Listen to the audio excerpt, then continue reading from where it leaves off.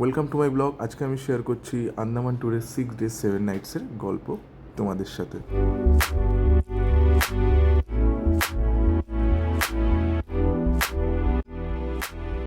আগে থেকেই বলে রাখি, আন্দামান যাওয়ার বেশ সময় হচ্ছে September, October, November, December, January and ফেব্রুয়ারি।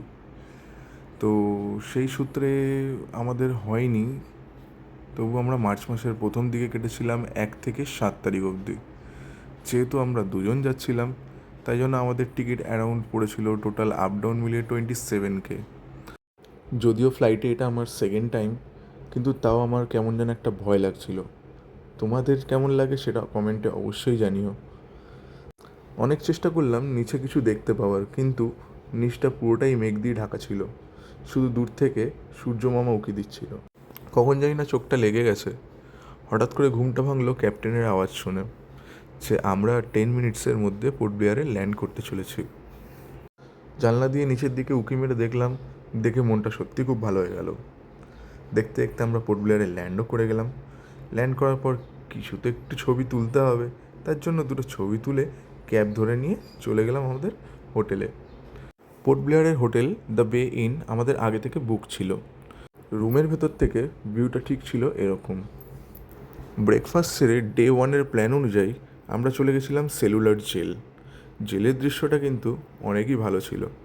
কয়েকটা ছবি তুলে কিছুক্ষণ রেস্ট নিয়ে আমরা তারপরে সন্ধেবেলা লাইট অ্যান্ড সাউন্ড শোটি দেখতে শুরু করলাম। খুবই ভালো লাগছিল। রাতের দৃশ্যটা কিন্তু সেলুলার জেলে পুরো অন্যরকম। পরের দিন ব্রেকফাস্ট সেরে সেকেন্ড ডে প্ল্যান অনুযায়ী আমাদের যেহেতু আগে থেকে ফেরির টিকিট বুক ছিল, তো সেই সূত্রে আমরা ফেরি ধরে চলে গেলাম হ্যাভলকের উদ্দেশ্যে। সমুদ্রের ওপর দিয়ে যখন যাচ্ছিলাম তখন তো আমার খুবই ভালো লাগছিল, কারণ এই এক্সপিরিয়েন্স আমার প্রথম। তাই জন্য কিছু ক্যাথ মেরে একটু ভিডিও বানিয়ে নিলাম। ভিডিও বানাতে বানাতে হুট করে আমি শুনলাম ক্রুইজের সেকেন্ড ফ্লোরে ডিজে বাজছে। মনটা চাইলো একবার গিয়ে দেখি। গিয়ে দেখলাম সবাই ওখানে দাঁড়িয়ে গল্প করছে, আনন্দ করছে, সেখানে স্ন্যাক্সের ব্যবস্থাও রয়েছে এবং সমুদ্রে মজা নিচ্ছে। তো আমি কেন বাকি থাকবো, আমিও চলে গেলাম। ওপর থেকে নেবে ক্যাথ মেরে কয়েকটা ছবি তুলতে হবে, তার জন্য কয়েকটা ছবি তুলে নিলাম। 2 ঘন্টার মধ্যে আমরা পৌঁছে গেলাম হ্যাভলকের এলডোরাডো রিসর্টে, যেখানে পরিবেশটা ছিল পুরো অন্যরকম।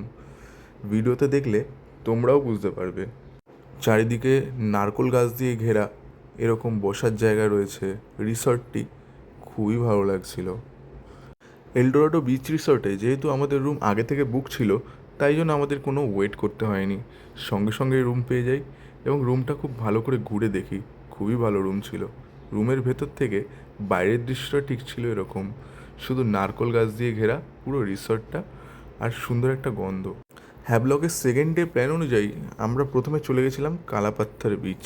এরকম অদ্ভুত একটা ভিউ আর এরকম নীল জল এর আগে আমি কিন্তু কোথাও দেখিনি, শুধুমাত্র ছবিতেই দেখেছিলাম।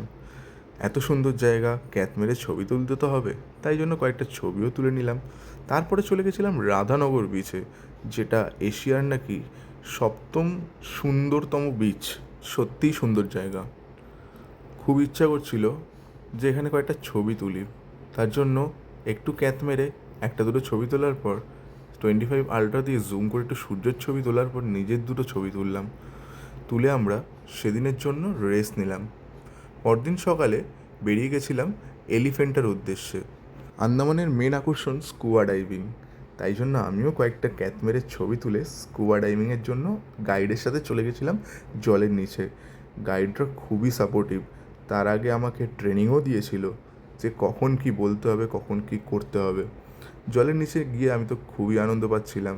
সাথে নিমও ছিল, অনেক রকম মাছও ছিল, সেগুলোর নাম আমি জানি না। কয়েকটা ক্যাথ মেরে ছবি তোলার পরে চলে গেছিলাম জেট স্কি রাইডে। একটা জিনিস আমি আগে থেকে বলে রাখি, এলিফ্যান্টটা যাওয়ার আগে সমস্ত টিকিট বুক করে যেতে হয়, যেমন parasailing, jet ski ride, sea walk, এই সমস্ত টিকিট আমি ভিডিওতে দেখাবো।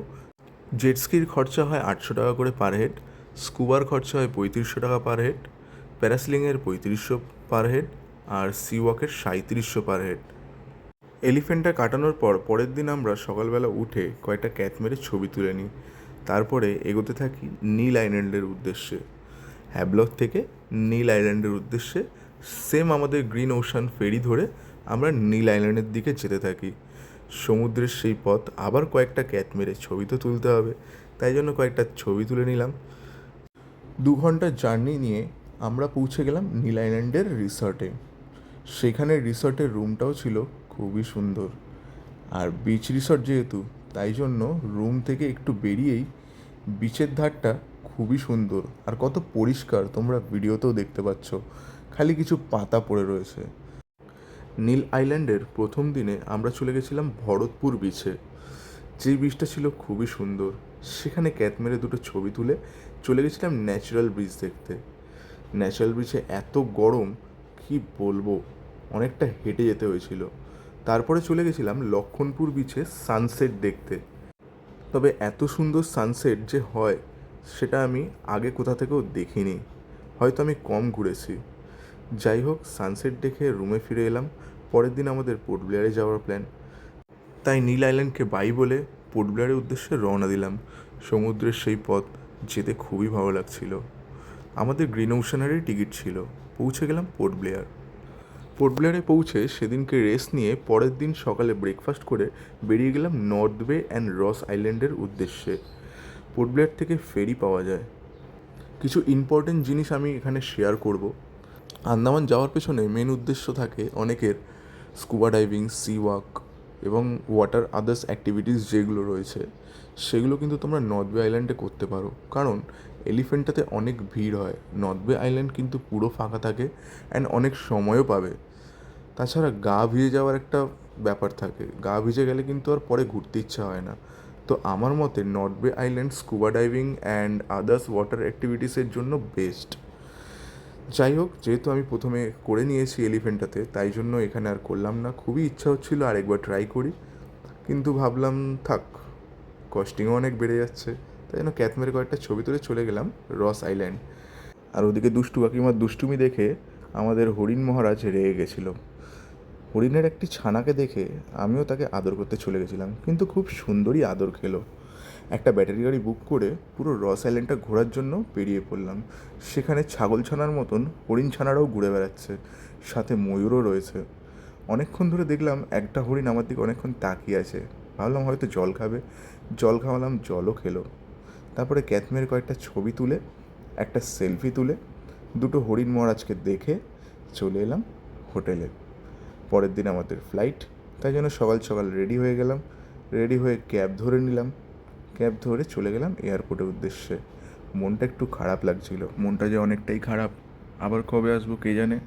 তবে আন্দামান আমি আবার যাব, শুধুমাত্র স্কুবা ডাইভিং করতে, কারণ ওখানে গিয়ে আমার স্কুবা ডাইভিং অনেক ভালো লেগেছে। যাই হোক, ভিডিওটি তোমাদের কেমন লাগলো সেটা আমাকে কমেন্টে অবশ্যই জানিও। কোনো কোয়ারিজ থাকলে আমাকে কমেন্ট করে জানিও বা ইনবক্স করো। আর হোটেল অ্যান্ড ফেরি এই সমস্ত কিছুর জন্য যদি জানতে হয় তাহলেও আমাকে ইনবক্স করতে পারো।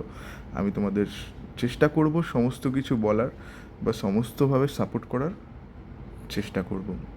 থ্যাংক ইউ, অনেক ধন্যবাদ। এটা আমার ফার্স্ট ব্লগ, কাইন্ডলি একটু সাপোর্ট করো। Thank you.